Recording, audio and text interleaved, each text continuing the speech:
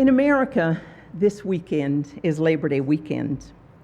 And I asked a few people what they were doing, and almost all the answers I got was nothing. We are worn out. We are going to just stay home. Labor is part of life. In the very beginning, God took Adam and put him in the Garden of Eden to tend it and to keep it. Humanity's very first job was gardening. Have any of you reconnected with nature as a way to find peace during this pandemic? Just getting outside into an area where I know I am small and I am not in control has been soothing for my heart. Is anyone here tired of their labors? Can we lay down our burdens right where we are and rest in God?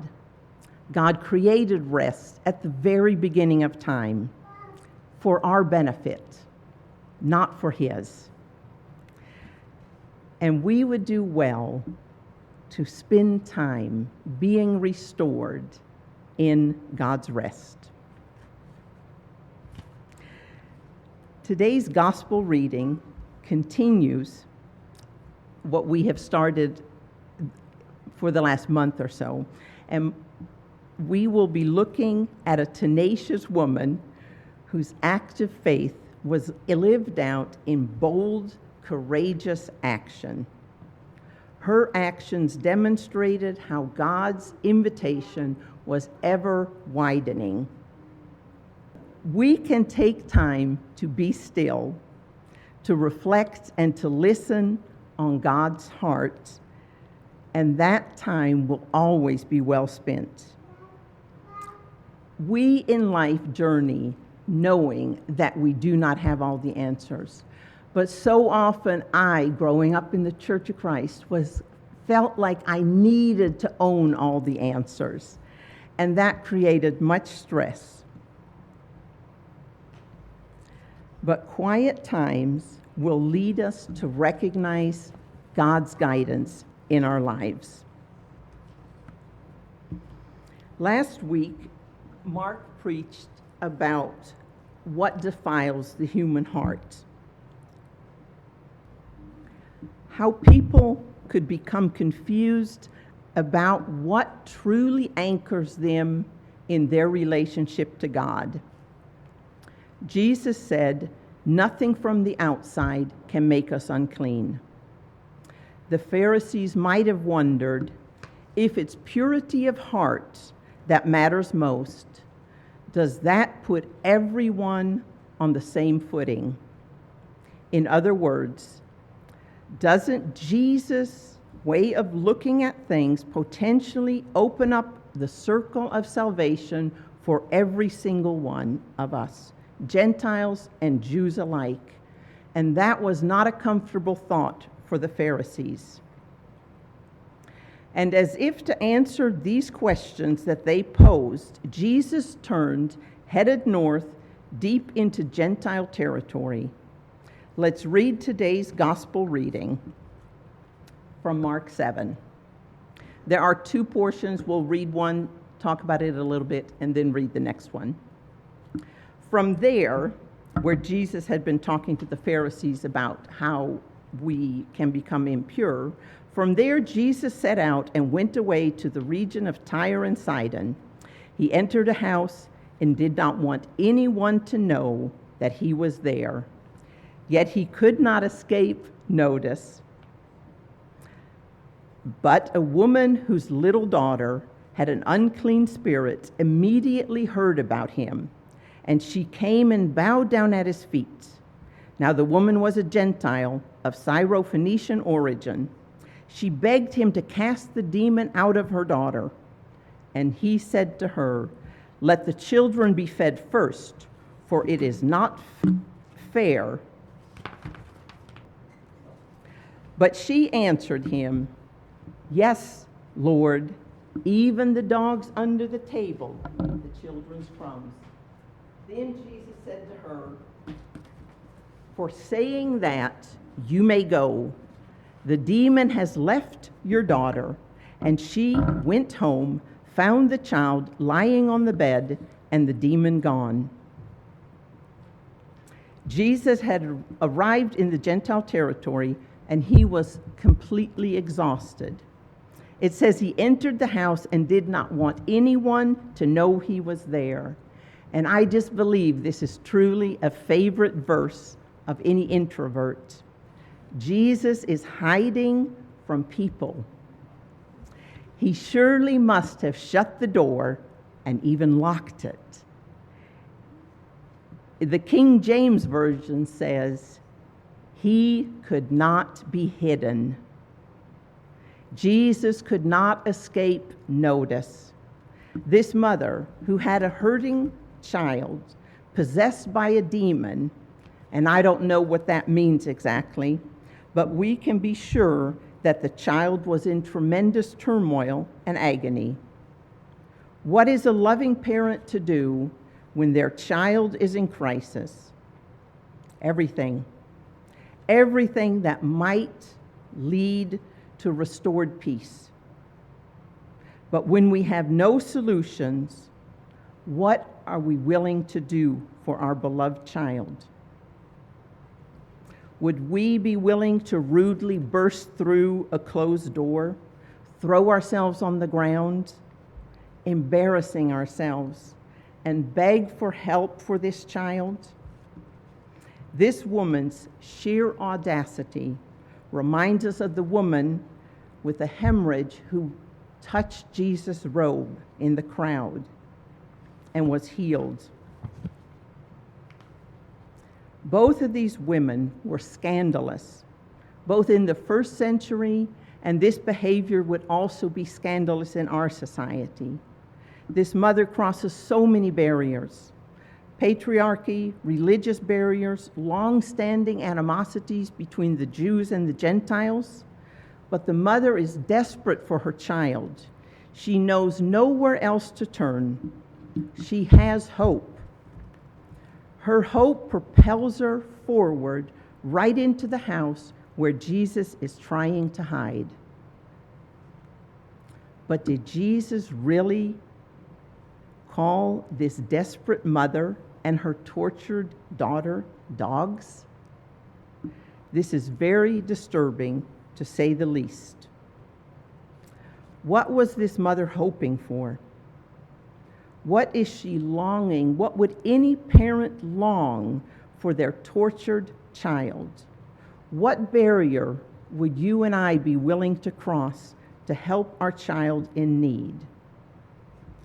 In Hebrews, it says, "Faith is the assurance of things hoped for, the conviction of things not seen."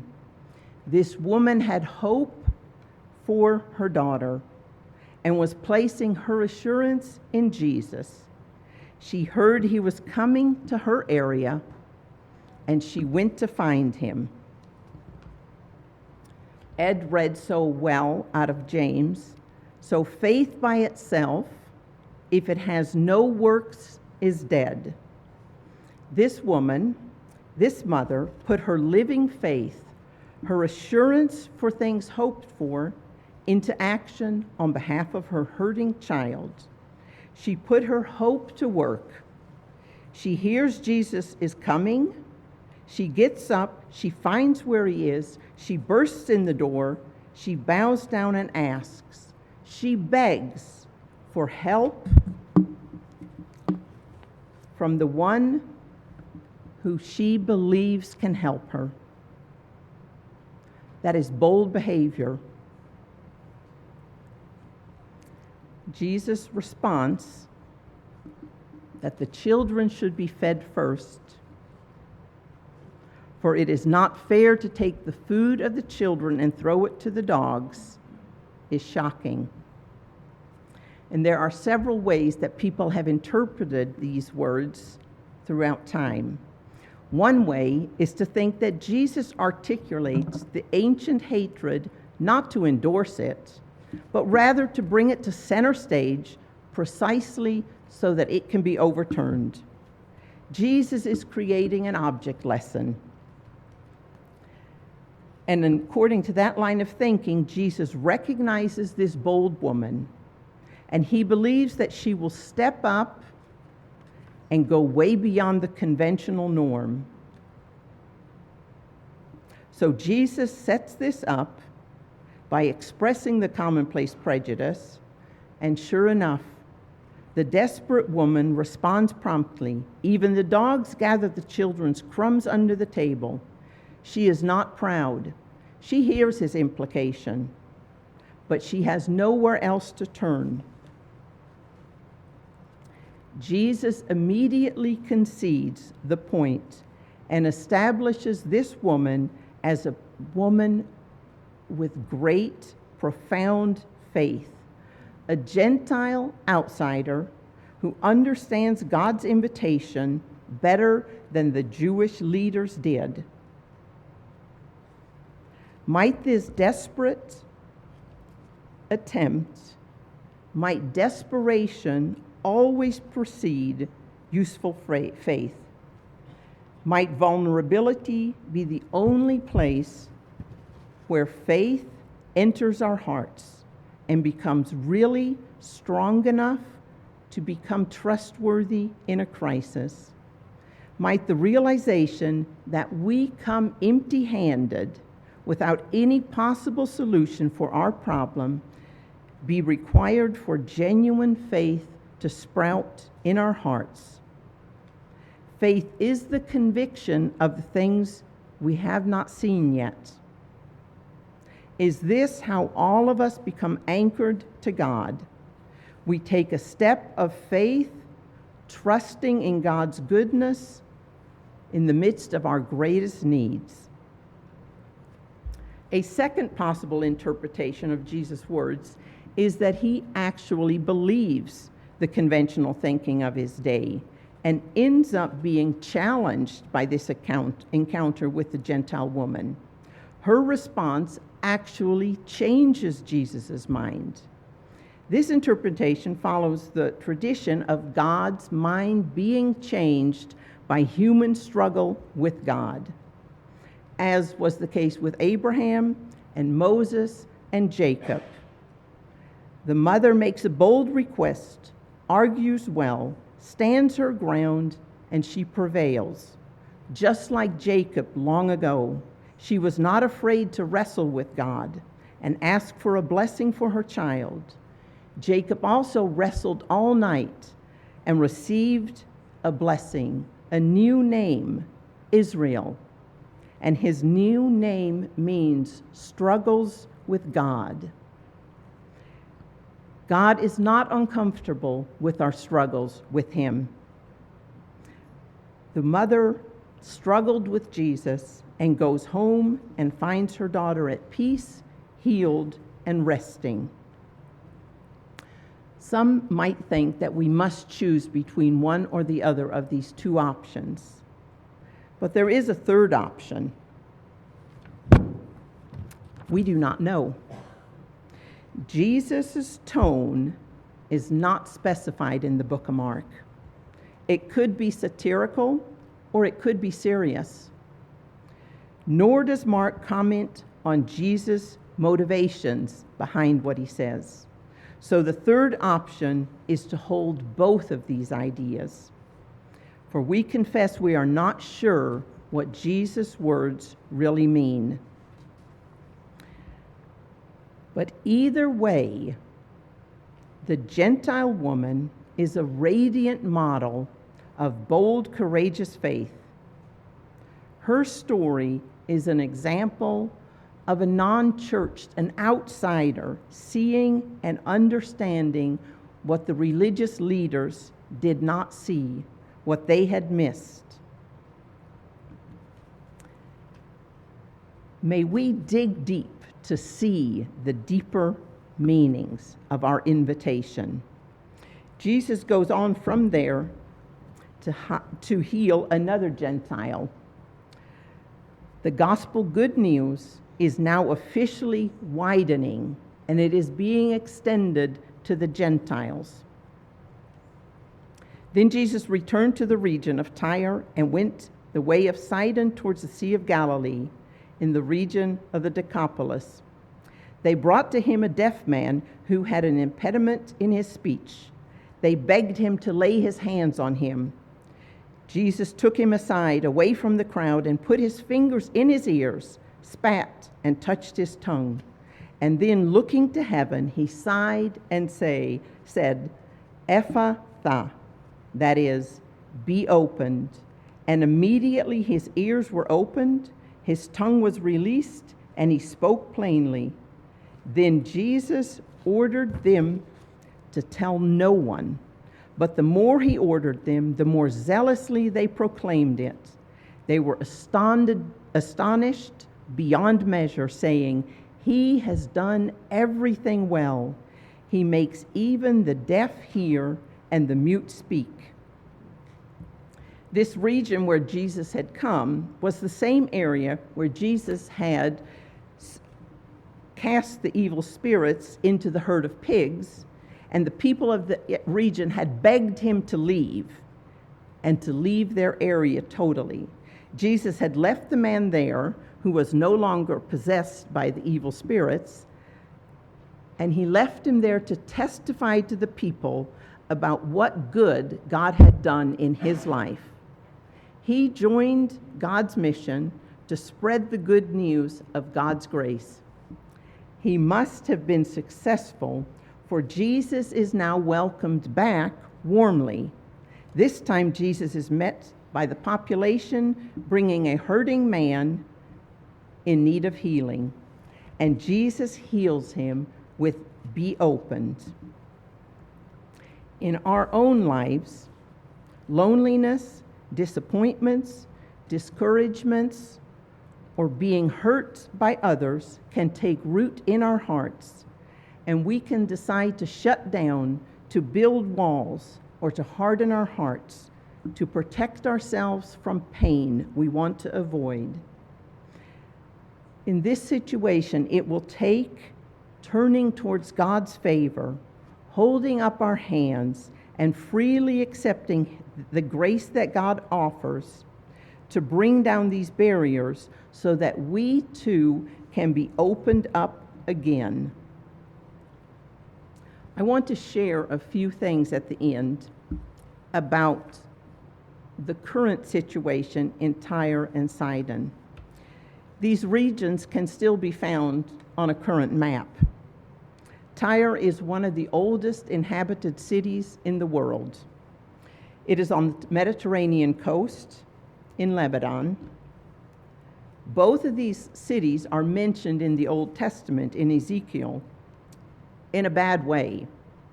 They were cursed. But Jesus chose to go there. Currently, there are more than 300,000 inhabitants in this region. And this number includes many homeless Palestinian refugees in 3 crowded refugee camps. The possible descendants of these 2 Gentiles, who Jesus had compassion on so long ago, are in desperate need of divine intervention. The entire Lebanese society is on the verge of imploding. Common people can't find fuel, food, or medicines because of greed and mismanagement in many places. This greed is creating horrendous sufferings and death. And I don't say this to depress us.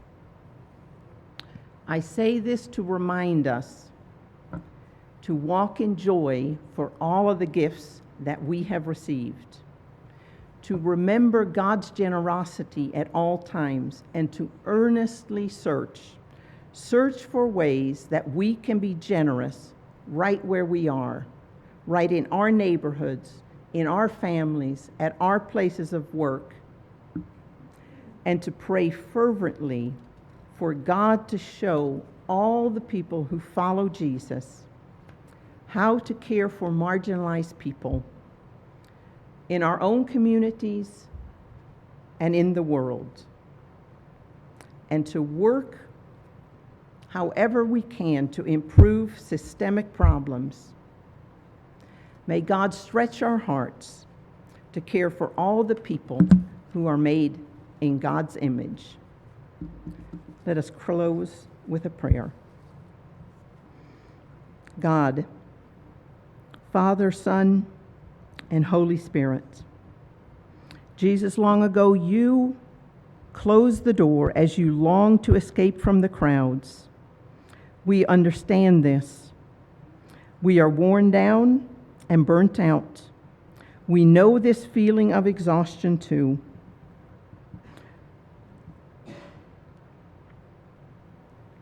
You wanted to hide. We want to hide.